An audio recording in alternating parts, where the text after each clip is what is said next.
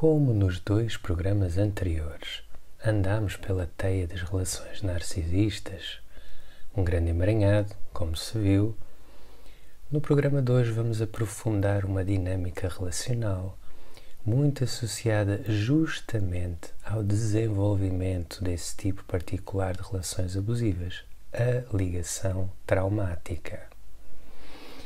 Assim vamos procurar definir ligação traumática, obviamente, ver como este conceito se articula com o narcisismo e concluir, como já vem sendo da praxe, portanto, andemos. O que é a ligação traumática? Bem, é uma dinâmica relacional tóxica cuja definição mais simples, abrangente e consensual poderá ser a seguinte: um forte apego emocional estabelecido entre uma pessoa abusada e o seu abusador, que vem como resultado de um ciclo repetido de maus tratos. Portanto, esta ligação traumática, ou vínculo traumático, também se pode usar esta designação, ocorre como resultado de ciclos de abuso onde há um reforço intermitente de recompensa-punição. Reforço esse que cria fortes laços emocionais, normalmente muito resistentes à mudança. É um conceito que está bastante associado, pela semelhança, ao ciclo de adição, ao ciclo de comportamento aditivo.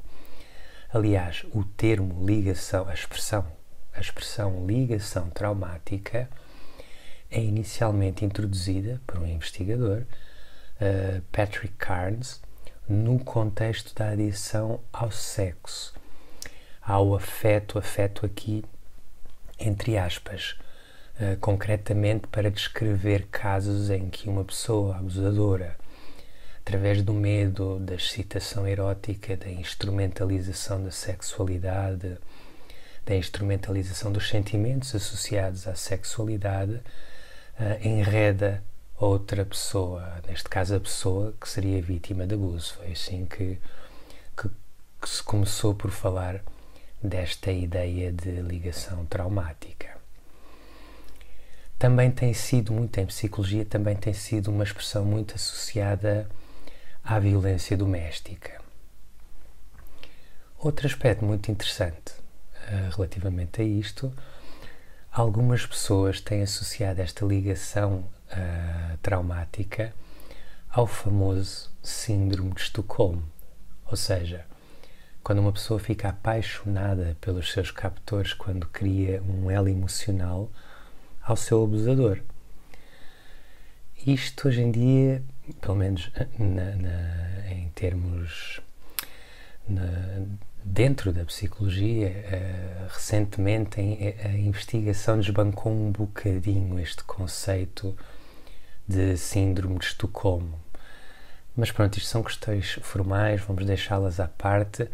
O que vemos na ligação traumática, em concreto, de algum modo, realmente espelha a descrição desse síndrome, repetindo a ideia de se criar um laço emocional a alguém que é o perpetrador de maldade ou abuso. Agora, esta expressão, ligação traumática ou trauma bonding, para quem prefere o inglês, vem frequentemente ao de cima quando se fala de relações narcisistas, porque, na verdade, encapsula a dinâmica relacional narcisista por inteiro. De facto, a ligação traumática reflete-se no clássico ciclo da relação narcisista, o ciclo de idealização, desvalorização, descarte e recomeço. Indo na idealização, normalmente implica ver no outro aquilo que esse não é, projetando aquilo que se consegue ou se espera ver. Isto da perspectiva da vítima, claro. Desvalorização implica negar a realidade, ou seja, negar os sinais claros e inequívocos de que o outro não é aquilo que se julgou ou se queria que fosse. Depois vem o descarte, finalmente, sair da relação porque não dá mais, não dá para negar mais e se sentem os efeitos indeléveis daquilo que o outro realmente é.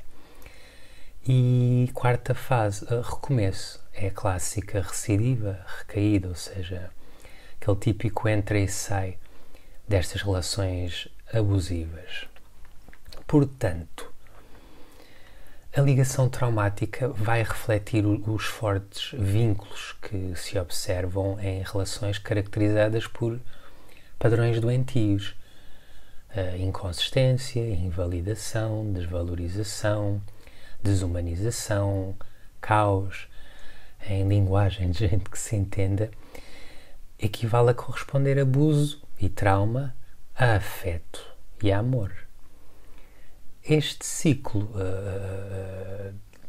da relação narcisista, por estar muito associado à dinâmica da ligação traumática, por sua vez é muito semelhante ao ciclo da adição. É muito semelhante a um vício, por assim dizer. De maneira que isto anda aqui tudo tipo pescadinha de rabo na boca, certo? Chegando a este ponto, logicamente podemos fazer uma série de questões. Porquê é que se forma a ligação traumática? Como é que se processa a ligação traumática? O que mantém viva a ligação traumática? E especificamente como é que as ligações traumáticas se relacionam com relações abusivas narcisistas. Vamos então por partes, vamos questão a questão. Primeira questão, por que se forma? A ligação traumática normalmente reflete um estilo de vinculação disfuncional estabelecido na infância. Ou seja, quando há cuidadores, pais, que proporcionam ambientes caóticos, disruptivos, inconsistentes, ou seja, de atração-repulsão, de vai e vem, de dá e tira, ambientes invalidantes, ambientes abusivos em geral. Quando isso acontece, os filhos tendem a desenvolver estilos de vinculação insegura e ansiosa que, por seu turno, na vida adulta os torna propensos a estabelecer ligações traumáticas, isto é, a normalizar o caos, a invalidação, a tudo aquilo que tiveram na família, vão normalizar isso nas suas relações afetivas. De facto, se não houver algum tipo de terapia, aconselhamento, monitorização, direção espiritual, isto torna-se quase fatal como o destino, haver esta transição. Esmiuçando um bocadinho este processo, o que é que sucede? Sucede que se a criança cresce num ambiente com estas características disfuncionais, ela estabelece uma ligação traumática com os pais, ou seja, aprende a normalizar, sobretudo a justificar o comportamento abusivo dos pais de várias maneiras. Pode culpar-se, por exemplo, ou manter a situação em segredo para proteger os pais, ou acima de tudo idealizar os pais. A criança vai imaginar os pais, vai criar pais imaginários ao invés de aceitar os pais que tem. Porquê? Bem, o que nós temos visto é que uma criança raramente consegue, ou não consegue mesmo admitir a ideia de que um cuidador possa ser abusivo. Isso vai deixá-la sem chão, sob os pés, quer dizer, há ali uma ânsia, quem é que vai tratar de mim? Algures por aí. É como se a criança não conseguisse, por definição, conceber outro cenário que não o de um ninho seguro, amoroso. Portanto, qual vai ser a reação? A reação é aprender a justificar, a racionalizar e até a agradar os pais abusivos. Depois voltamos ao que já foi dito. Esse ciclo tem grande probabilidade de se refletir nas relações que estabelece em adulto. E com isto passamos à segunda questão. Como se processa? Em geral, as pessoas descrevem a entrada neste tipo de ligações traumáticas como um acontecimento maravilhoso, apaixonante, fulminante, assoberbante e, acima de tudo, incrivelmente intenso e rápido. Ora, por causa de todo este deslumbramento, da velocidade e da intensidade com que se estabelecem as relações baseadas em ligação traumática, frequentemente leva a que sejam confundidas com química. Isso mesmo, a tal química de que tanta gente fala, muitas vezes não é química nenhuma, ou então é uma química muito má. Eu peço imensa desculpa vir dizer que o Pai Natal afinal não existe, eu sei que isto é cruel, mas na verdade o que sucede é o seguinte: esta química é familiaridade, é o reconhecimento do caos familiar, do pai ou da mãe abusiva, da invalidação dos cuidadores primários numa outra pessoa. Numa pessoa com a qual nos deparamos. Daí a intensidade, daí a velocidade com que tudo se processa. A memória do caos familiar é tão familiar, está tão vívida, tão presente, mesmo que seja inconsciente, que provoca uma resposta, um reconhecimento quase primal, eufórico na pessoa. Algo...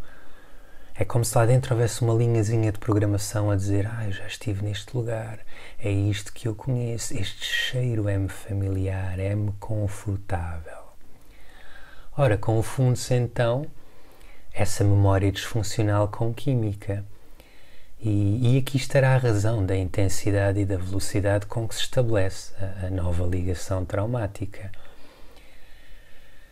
A intensidade porque cega e a velocidade porque precipita, por sua vez, fazem com que se torne muito fácil recriar e repetir os ciclos disfuncionais do passado, da infância, da adolescência, nas relações adultas.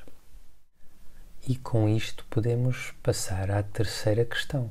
E a terceira questão é: o que faz com que se mantenha esta relação traumática? Uma ilustração que se usa muito para explicar o estabelecimento e fortalecimento, atenção, da ligação traumática é a da relação com o jogo, ou mesmo do vício ao jogo. Portanto, qualquer pessoa, no seu perfeito juízo, senhora do seu discernimento, sabe que o jogo está feito de maneira a penalizar o jogador. A probabilidade de perder é sempre esmagadoramente superior à probabilidade de ganhar, ponto final. Vamos ver aqui o exemplo. É preciso comprar muitas raspadinhas para ganhar qualquer coisa que o valha. E quando se ganha, raramente compensa, nem remotamente compensa, o que já foi investido. Ainda assim, usando coloquial, dá uma pica, uma excitação tão grande, ganhar essa migalha, que se vai criar um sentido de expectativa relativamente à próxima vitória, ou à possibilidade de haver uma próxima vitória. E isto é um efeito que funciona como uma droga, vai prender, ou como a cenourinha que se acena ao burrico para o fazer andar. Por exemplo, associada à memória daquela vez em que se ganhou 5 euros. Houve uma vez em que se ganhou 5 euros. Há ali uma emoção, há uma excitação, há uma sensação de triunfo, de que se bateram as más probabilidades. E isso fica ali a parasitar a mente da pessoa, como uma voz diabólica que diz continuamente: TNT vais conseguir, gasta mais dinheiro, TNT vais conseguir, da outra vez conseguiste, foi tão bom, tenta novamente, tu tens sorte. Ora, em psicologia, o mecanismo responsável por esta dinâmica chama-se reforço intermitente. Exato, o tal reforço intermitente que já se tinha mencionado de início quando se definiu ligação traumática. O tal reforço intermitente que é excelente para um brilharente na conversa de café. Ir chegar ao café, aquela conversa, estamos sempre aqui a falar daquela conversa de café aqui, chegar lá e definir o reforço intermitente. Pensem bem nisto, porque isto é importante. E disparates à parte, entremos na quarta e última questão. Como é que isto se relaciona especificamente com relações narcisistas abusivas? Bem, já demos uma chega, vamos aprofundar. Relaciona-se porque a ligação traumática a um narcisista funciona muito nesta base do reforço intermitente. Como? Tal como a raspadinha fica com o dinheiro de quem joga e nunca ou raramente dá a tal migalhinha, sequer o narcisista costuma fazer a mesma coisa, deixando outra pessoa quase sempre com a tal fome emocional. A pessoa fica acidentada, esfomeada, presa sempre à espera de uma recompensa. Esta recompensa intermitente é uma das chaves fundamentais da ligação traumática, tornando-se racional para manter a relação abusiva narcisista. O que a vítima muitas vezes diz a si própria ou aos outros? Mas houve aquela vez em que ele me levou a um jantar romântico e até me tratou bem. Houve aquela vez em que fizemos umas férias e ela não teve birras, não houve discussões ou não fez olhinhos ao bartender. Uma vez ele até me levou ao hospital, a minha mãe estava doente e nem reclamou muito pelo caminho. Quer dizer, aquela memória daquele prémio minúsculo torna-se o estandarte de racionalização para todos os outros dias, semanas, meses, anos, às vezes décadas de abuso, de miséria. Ou seja, para manter a relação narcisista tem de haver muita justificação, muita racionalização da parte da vítima, dado que não há uma razão lógica para mantê-la. Ou seja,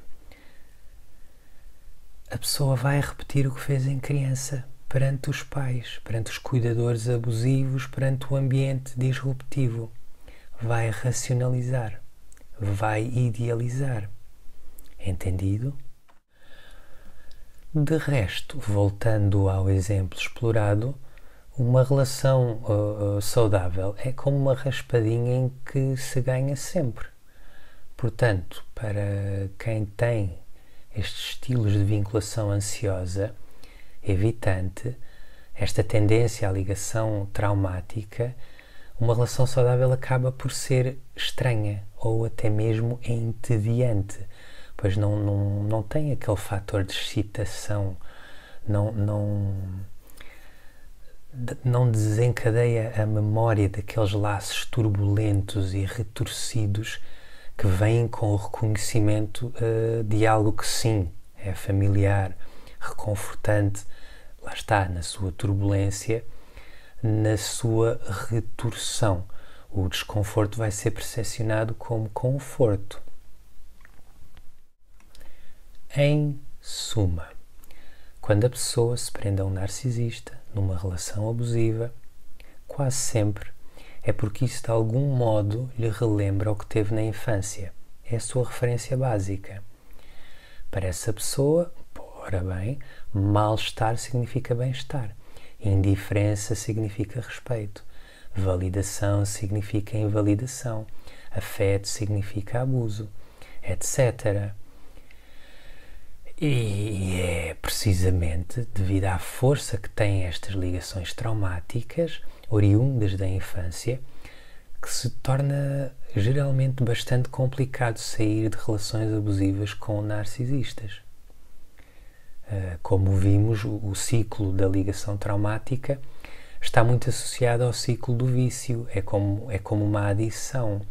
Tal como no jogo, é bastante difícil ou pouco fácil, conforme se queira pôr, sair deste ciclo de recompensa, de procura da recompensa. Lá está, é como na raspadinha. Vamos sempre querer jogar mais, pensando naquela vez em que ganhamos uns euritos, ou quando passamos no café e vemos aquele papel afixado e que diz, aqui já ganharam 6.000 euros, ou 30.000 euros, ou 90.000 euros, ou o jackpot. Achamos que nós também podemos ter sorte e a pessoa fica ali presa, à procura de uma recompensa que raramente ou nunca chega. Portanto, aqui, ao final de tudo isto, o grande erro é confundir química com trauma e, depois da relação se estabelecer, romantizar tudo, insistindo na manutenção do relacionamento em busca de uma compensação que nunca ou raramente vem.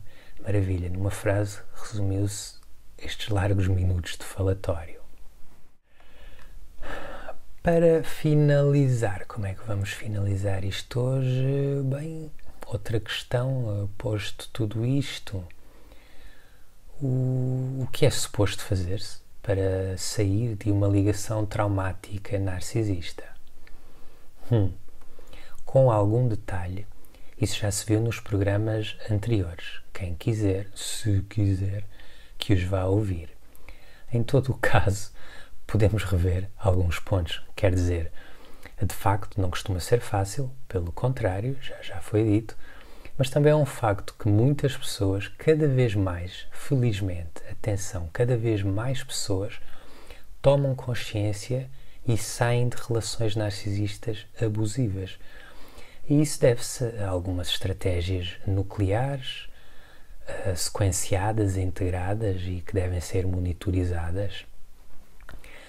Que estratégias? Bem, para começar, temos de reconhecer e admitir que há abuso. As pessoas neste ciclo não costumam ter noção de que mantiveram uma relação ou relações abusivas em algum momento da sua vida.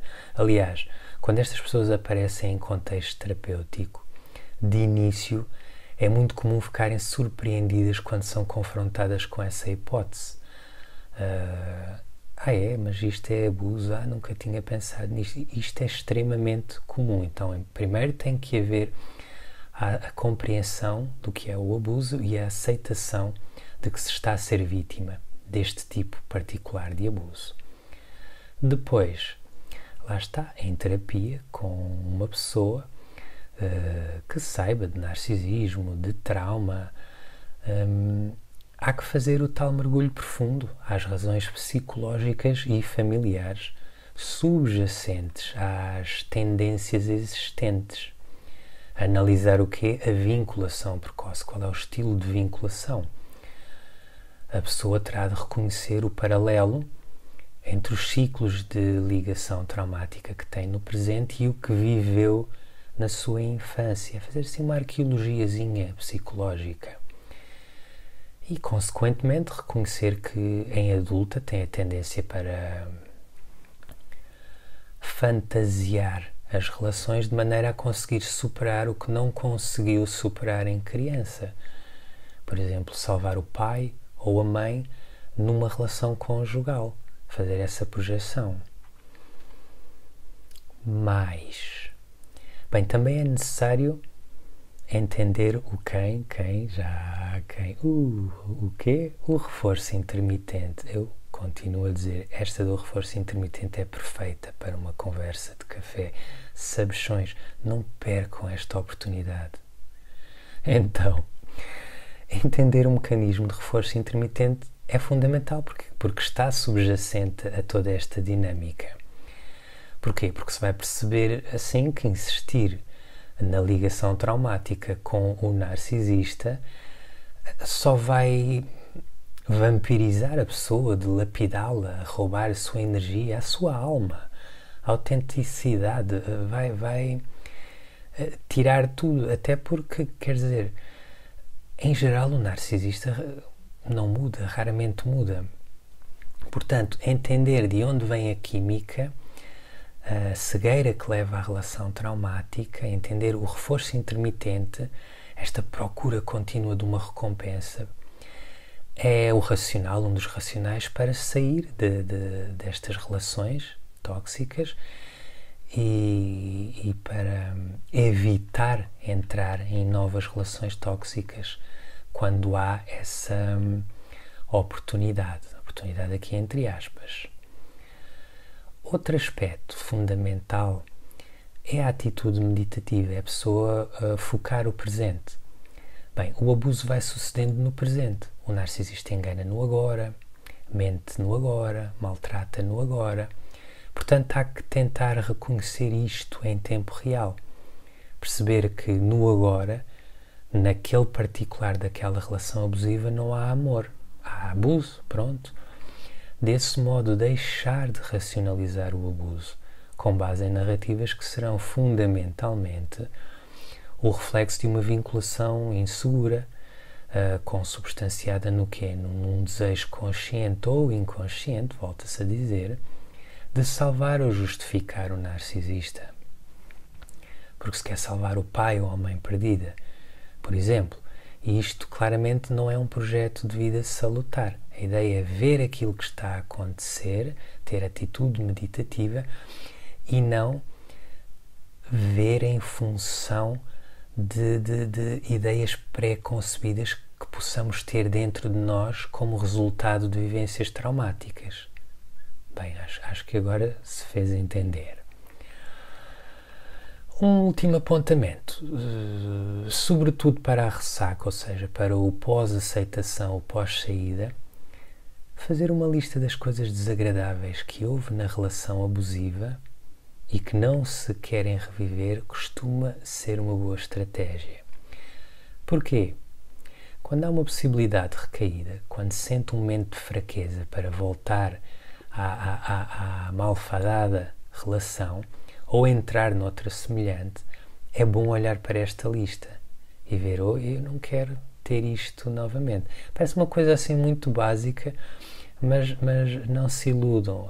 A simplicidade muitas vezes traz as estratégias mais eficientes. Aliás, até se pode acrescentar à lista aquilo que se gostaria de ter na relação, aquilo que a pessoa acha que merece ter numa relação, uma relação sadia, amorosa, com potencial de desenvolvimento para todas as partes. Chega de estratégias. Quem quiser vá ouvir os programas anteriores, como se disse há pouco.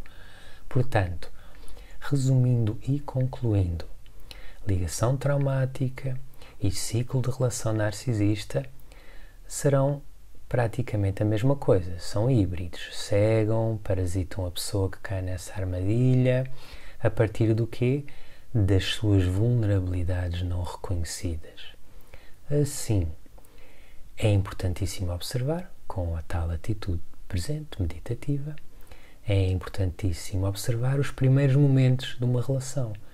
Não confundir com aquela química enganosa um cheirinho a relação traumática. Neste caso, um fedor a relação traumática. Infelizmente, somos cultural e socialmente condicionados a rejeitar relações saudáveis.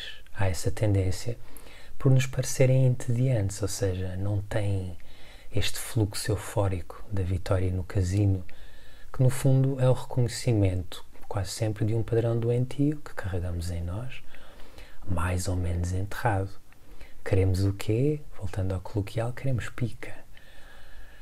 Aquela atração fatal, desbragada, preconizada por Hollywood e também alguma literatura, claro.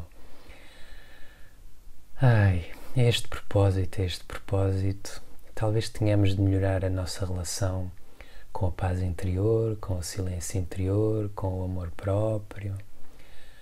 Ou seja, agir de dentro para fora, neste sentido, discernimento de dentro para fora. E pronto, fica assim um programa até relativamente curtinho, quem sabe também jeitosinho. Sintam-se à vontade para comentar, partilhar as vossas experiências a este ou outros níveis, se quiserem. Gostar, não gostar, concordar, discordar, subscrever, não subscrever. Falou-vos a gralha de sempre, Joel Machado, com muito gosto. Obrigado a toda a gente, até breve e bem-aja.